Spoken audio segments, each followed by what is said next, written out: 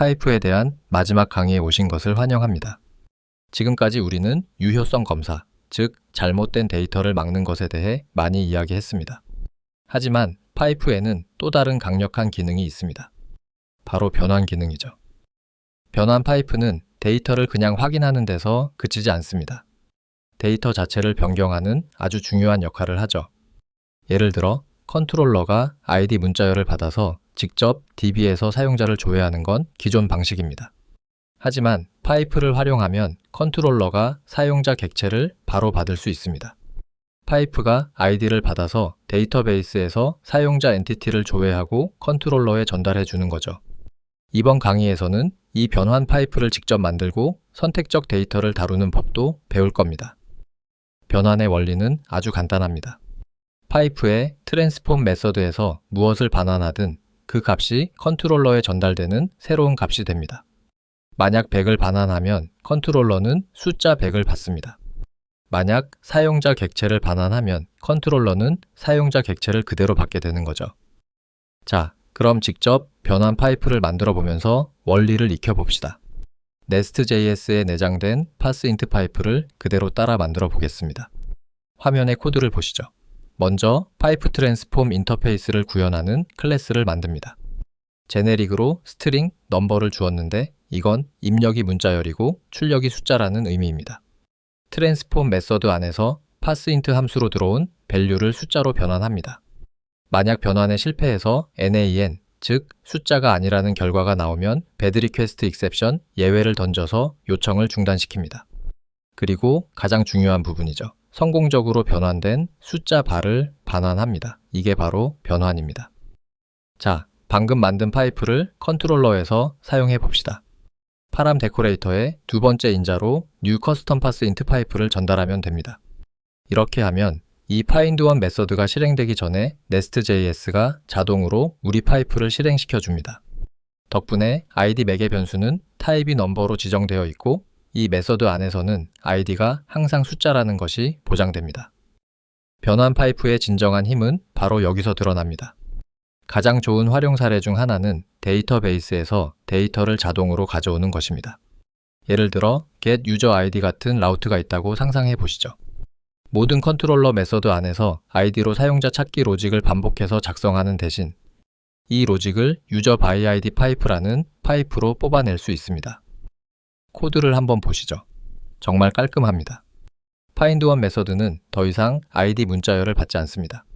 대신 user by id 파이프를 통과한 완전한 유저 엔티티 객체를 직접 매개 변수로 받습니다. 이렇게 하면 컨트롤러가 놀랍도록 깨끗해지죠. DRY 원칙, 즉 반복하지 말라를 완벽하게 지키는 겁니다.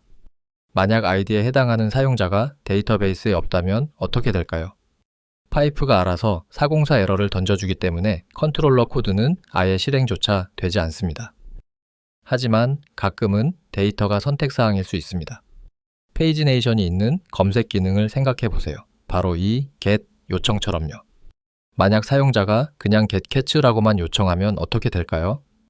active only와 페이지 파라미터는 모두 undefined가 됩니다. 이 상태에서 parseInt 파이프를 undefined에 실행하려고 하면 어떻게 될까요? 파이프는 문자열을 기대했는데 undefined가 들어왔으니 당연히 에러를 발생시킵니다. 따라서 우리는 먼저 기본값을 제공해줘야 합니다. 바로 이럴 때를 위해 Nest.js는 디폴트 밸류 파이프를 제공합니다. 이름 그대로 값이 없을 때 기본값을 설정해주는 아주 유용한 파이프입니다. 사용법은 데코레이터에 여러 파이프를 연결, 즉 체이닝하는 것입니다. 여기서 중요한 것은 파이프의 실행 순서입니다. 화면의 코드를 보시죠. active only 쿼리 파라미터를 봅시다. 먼저 디폴트 밸류 파이프에 펄스를 담아 실행됩니다. 만약 active only 값이 undefined이면 이 값을 펄스로 바꿔줍니다. 그런 다음 passable 파이프가 실행되어 값이 불리언인지 확인하죠. 페이지 파라미터도 마찬가지입니다. 디폴트 밸류 파이프 연기 먼저 undefined를 0으로 만들고 그 다음에 parseInt 파이프가 숫자로 변환합니다. 파이프를 체이닝할 때 가장 흔한 실수는 바로 순서입니다. 데코레이터 안에서 파이프는 왼쪽에서 오른쪽 순서로 실행됩니다. 화면 위쪽에 잘못된 예시를 보시죠. parseInt 파이프를 먼저 썼습니다. 사용자가 페이지 값을 보내지 않으면 undefined가 passInt 파이프에 먼저 전달됩니다. passInt 파이프는 undefined는 숫자 문자열이 아닙니다 라고 외치며 에러를 발생시키겠죠. 결국 디폴트 밸류 파이프는 실행될 기회조차 얻지 못합니다. 이제 아래쪽 올바른 예시를 보시죠. 디폴트 밸류 파이프가 먼저 undefined를 보고 0으로 변환해 줍니다. 그 다음에 passInt 파이프가 숫자 0을 받아 성공적으로 처리합니다. 완벽하죠? 오늘 배운 내용을 요약해 보겠습니다. 첫째, 변환 파이프는 데이터가 컨트롤러에 도달하기 전에 데이터를 수정할 수 있게 해줍니다. 둘째, 문자열을 숫자로 바꾸는 간단한 변환부터 아이디를 데이터베이스 엔티티로 바꾸는 복잡한 작업까지 모두 가능합니다. 셋째, 디폴트 밸류 파이프는 값이 없는 선택적 파라미터를 다룰 때 정말 필수적입니다. 마지막으로, 그리고 가장 중요한 점은 항상 디폴트 밸류 파이프를 다른 유효성 검사나 변환 파이프보다 앞에 둬야 한다는 것입니다.